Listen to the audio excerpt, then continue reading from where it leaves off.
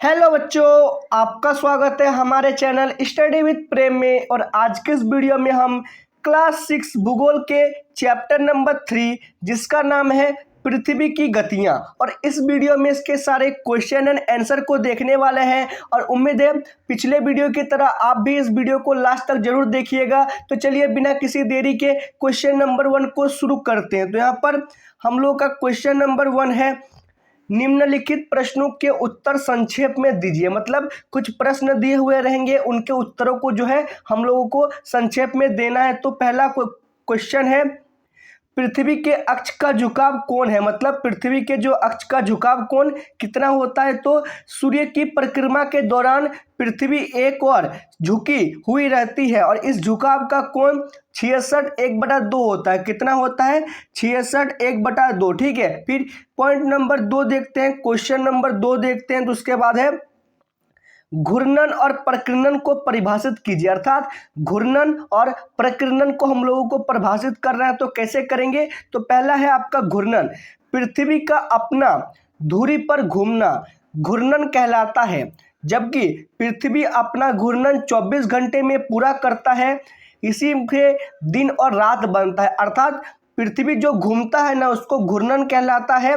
और पृथ्वी अपना एक घूर्णन 24 घंटे में पूरा करता है और इसी से जो है दिन और रात होता है। फिर प्रकीर्णन, सूर्य के चारों ओर एक निश्चित कक्ष में पृथ्वी की गति प्रकीर्णन कहलाती है। अर्थात सूर्य के जो चारों ओर पृथ्वी घूमती है ना एक निश्चित गति में, उसको प्रकीर्णन कहा जाता है। ठीक है, उम्मीद है घूर्णन और प्रकीर्णन आप लोगों को समझ में आ गया होगा। फिर पॉइंट नंबर 3 देखते हैं, लीप वर्ष क्या है। तो लीप वर्ष किसको कहते हैं? कई जगह आप लोगों ने सुना होगा लीप वर्ष। आप आज लीप वर्ष है, ठीक है। तो लीप वर्ष क्या होता है, चलिए इसका उत्तर देखते हैं। तो ये वो वर्ष होता है जिसमें फरवरी माह में 28 दिनों के स्थान पर 29 दिन होता है।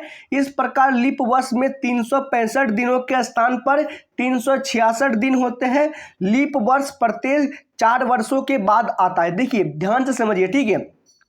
लीप वर्ष जो होता है ना, उसमें फरवरी में 28 दिनों के जगह 29 दिन होता है और 365 दिनों की जगह जो है 366 दिन होता है। और लीप वर्ष जो होता है ना, वो प्रत्येक साल में, मतलब प्रत्येक 4 साल में एक बार होता है। और 2024 जो है अभी का समय, वो एक लीप वर्ष में है। ठीक है, फिर क्वेश्चन नंबर 3 क्लियर है, देख लीजिए इसको अच्छी तरह से। क्वेश्चन नंबर 4 देखते हैं। तो क्वेश्चन नंबर 4, उत्तर और दक्षिण अयनांतों में उत्तर बताइए। मतलब उत्तर और दक्षिण अयनांतों में हम लोग को जो है उत्तर बताना है। तो कैसे हम लोग अंतर बताएंगे? तो उत्तर अयनांत, तो 21 जून को उत्तरी गोलार्ध में सबसे लंबा दिन तथा सबसे छोटी रात होती है, जबकि इसी समय दक्षिणी गोलार्ध में सबसे छोटा दिन और सबसे लंबी रात होती है। पृथ्वी की इस अवस्था को उत्तर अयनांत कहते हैं। अर्थात देखिए 21 जून का जो दिन होता है ना, वहाँ उत्तरी गोलार्ध में सबसे लंबा दिन होता है और सबसे छोटी रात, जबकि दक्षिणी गोलार्ध में जो है वो सबसे छोटा दिन होता है और सबसे लंबी रात। ठीक है, ये जो है उत्तर अयनांत है। और दक्षिण अयनांत जो होता है ना, ये बिल्कुल इसके उल्टा होता है। ठीक है, दक्षिणी अयनांत में 23 दिसंबर कब होता है? दक्षिणी अयनांत का दिन 23 दिसंबर को दक्षिणी गोलार्ध में सबसे लंबा दिन और सबसे छोटी रात होती है, जबकि इसी के स्थान पर उत्तरी गोलार्ध में सबसे छोटा दिन और सबसे लंबी रात होती है। पृथ्वी की इस अवस्था को दक्षिणी अयनांत कहते हैं। क्या? 23 दिसंबर को जो है ना, वो दक्षिणी गोलार्ध में सबसे बड़ा दिन और सबसे छोटी रात, और मतलब इसी के स्थान पर उत्तरी गोलार्ध में सबसे छोटा दिन और सबसे लंबी रात, मतलब सबसे छोटा दिन और सबसे लंबी रात। ठीक है, तो क्वेश्चन नंबर 4 भी आप लोगों का क्लियर हो गया। फिर से इसको जो है अच्छी तरह से देख लीजिए, उत्तर को हम लोगों ने कैसे लिखा है। इसको जो है कॉपी में होगा तो नोट भी कर लीजिए। फिर उसके बाद है आपका क्वेश्चन नंबर 5, विषुव क्या है। तो विषुव क्या है? तो उत्तर में हम लोगों ने लिखा है 21 मार्च और 23 दिसंबर को सूर्य की किरणें विषुवत वृत्त पर सीधी पड़ती है। इस अवस्था में कोई भी ध्रुव सूर्य की ओर नहीं झुका होता है, इसलिए पूरी पृथ्वी दिन और रात बराबर होते हैं। इसे विषुव कहा जाता है। अर्थात जो 2 दिन होते हैं ना, 21 मार्च और 23 सितंबर, 21 मार्च और 23 सितंबर इसमें जो है ना सूर्य की किरणें विषुवत वृत्त पर सीधी पड़ती है और दिन और रात जो होता है वो समान होता है। ठीक है, तो विषव को हम लोगों ने समझ लिया है। फिर पॉइंट नंबर 6 का क्वेश्चन देखते हैं। तो यहाँ पर हम लोग का पॉइंट नंबर 6 का क्वेश्चन है, दक्षिणी गोलार्ध में उत्तरी गोलार्ध की अपेक्षा उत्तर और दक्षिण का अयनांत अलग अलग समय में क्यों होता है। मतलब जो दक्षिणी गोलार्ध में अयनांत अलग अलग और उत्तरी गोलार्ध में अयनांत अलग अलग क्यों होता है, इसको हम लोगों को जो है बताना है। ठीक है, तो उसका उत्तर में हम लोगों ने लिखा है, जब उत्तरी गोलार्ध सूर्य की तरफ झुका होता है, अर्थात जब जो है उत्तरी गोलार्ध सूर्य की ओर झुका हुआ रहता है तो सूर्य की किरणें कर्क रेखा पर सीधी पड़ती है, इसलिए उत्तरी गोलार्ध में ग्रीष्म ऋतु होती है और दक्षिणी गोलार्ध में शीत ऋतु। अर्थात जब देखिए उत्तरी गोलार्ध में सूर्य की किरणें सीधी पड़ती है तो वहां पर जो है गर्मी का दिन होता है, और जब दक्षिणी गोलार्ध में सूर्य की किरणें सीधी पड़ती है तब वहां पर गर्मी का दिन होता है। अर्थात तो मतलब तथा में दक्षिणी गोलार्ध में शीत ऋतु होती है। जब दक्षिणी गोलार्ध सूर्य की ओर झुका होता है तब सूर्य की किरणें मकर रेखा पर सीधी पड़ती है, इसलिए दक्षिणी गोलार्ध में ग्रीष्म ऋतु और उत्तरी गोलार्ध में शीत ऋतु होता है। मतलब जब दक्षिणी गोलार्ध में शीत ऋतु होगा तब उत्तरी गोलार्ध में गर्म ऋतु होगा, और जब दक्षिणी गोलार्ध में गर्म ऋतु होगा तब उत्तरी गोलार्ध में शीत ऋतु होगा। ठीक है, इसी को जो है आप लोगों को याद रखना है। तो पॉइंट नंबर 6 का भी जो है आंसर को हम लोगों ने देख लिया है, इसको भी जो है आप लोग अच्छी तरह से देख लीजिए। तो पॉइंट नंबर 7 देखते हैं। ठीक है, तो पॉइंट नंबर 7 है, ध्रुवों पर लगभग 6 महीने का दिन और 6 महीने की रात क्यों होती है। देखिए जो दक्षिणी ध्रुव और उत्तर ध्रुव होते हैं ना, यहाँ पर बहुत ज़्यादा बर्फ जमी होती है। ठीक है, और यहाँ पर 6 महीने का दिन और 6 महीने का रात होती है। तो ऐसा क्यों होता है भाई, ऐसा क्यों होता है हम लोग को यह बताना है सर।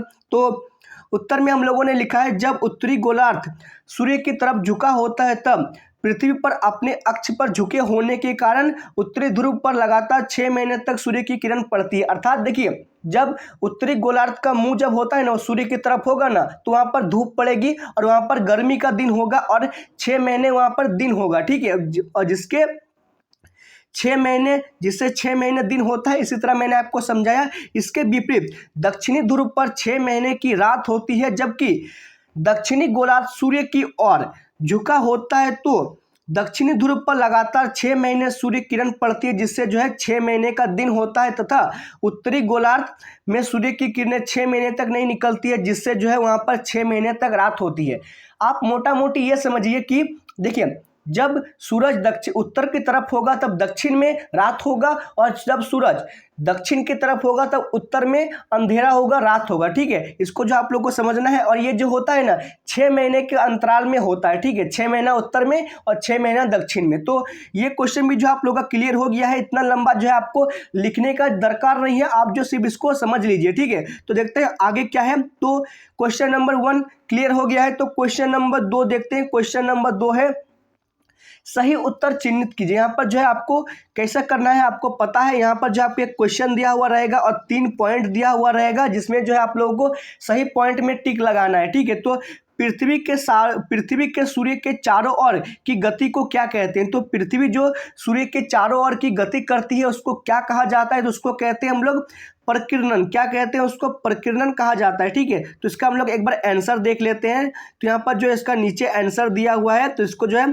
प्रकीर्णन कहते हैं। क्या कहते हैं, प्रकीर्णन। क्लियर है। फिर दूसरा देखते हैं। फिर दूसरे में है, सूर्य की सीधी किरणें विषुवत वृत्त पर किस दिन पड़ती है। अर्थात सूर्य की जो सीधी किरणें होते हैं ना वो विषुवत वृत्त पर सीधी किस दिन पड़ती है। तो इसका सही आंसर क्या हो जाएगा, इसको भी उत्तर हम लोग देख लेते हैं। तो इसका उत्तर सही हो जाएगा 21 मार्च। कब, 21 मार्च को जो है सूर्य की किरणें सीधे विषुवत वृत्त पर पड़ती हैं। ठीक है, क्या लिखेंगे, 21 मार्च। फिर उसके बाद है हम लोग का तीसरा पॉइंट में, गर्मी में क्रिसमस का पर्व कहाँ मनाया जाता है। अर्थात जो क्रिसमस ठंडी के दिन में मनाया जाता है ना वो गर्मी के दिन में कहाँ मनाया जाता है। तो ऑस्ट्रेलिया में जो है गर्मी के दिनों में क्रिसमस मनाया जाता है। ठीक है, 3 नंबर का क्या हो जाएगा, गो नंबर में ऑस्ट्रेलिया। फिर 4 नंबर है, ऋतुओं में परिवर्तन पृथ्वी की किस गति के कारण होता है। तो जो ऋतुओं में परिवर्तन होता है ना वो पृथ्वी की किस गति के कारण होता है। चलिए इसका उत्तर देख लेते हैं। तो सही हो जाएगा प्रकीर्णन गति के कारण। किस गति के कारण,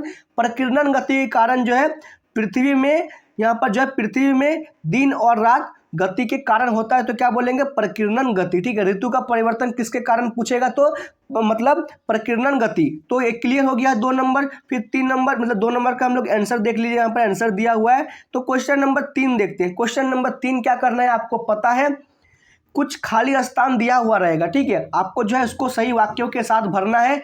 तो पहला है, एक लीप वर्ष में दिनों की संख्या खाली स्थान होती है, मतलब एक लीप वर्ष में दिनों की संख्या कितनी होती है, तो सही आंसर हो जाएगा 366। कितना हो जाएगा, 366। और विदाउट लीप वर्ष यानी कि जिसमें लीप वर्ष नहीं होता है उसमें 365। ठीक है, तो फिर दूसरा क्वेश्चन है, पृथ्वी की प्रतिदिन की गति को डैश कहते हैं। तो पृथ्वी की जो प्रतिदिन की गति होती है उसको कहा जाता है घूर्णन। क्या कहते हैं उसको हम लोग, घूर्णन कहते हैं। ठीक है, क्या कहते हैं, घूर्णन। फिर से रिपीट कीजिएगा, यहाँ क्या लिखेंगे हम लोग, घूर्णन, घूर्णन, घूर्णन। ठीक है, फिर उसके बाद है तीसरा नंबर पॉइंट, पृथ्वी सूर्य के चारों ओर डैश कक्षा में घूमती है। मतलब पृथ्वी जो है ना वो सूर्य के चारों ओर किस कक्षा में घूमती है, घूमती है, घूमती है। तो इसको सही उत्तर क्या हो जाएगा, तो स्थिर, वो स्थिर कक्षा में घूमती है, अर्थात वो जो है ना वो हिलती डुलती नहीं है, एक जगह स्थिर रहती है। तो यहाँ क्या हो जाएगा, स्थिर हो जाएगा। ठीक है, फिर चौथा पॉइंट है, 21 जून को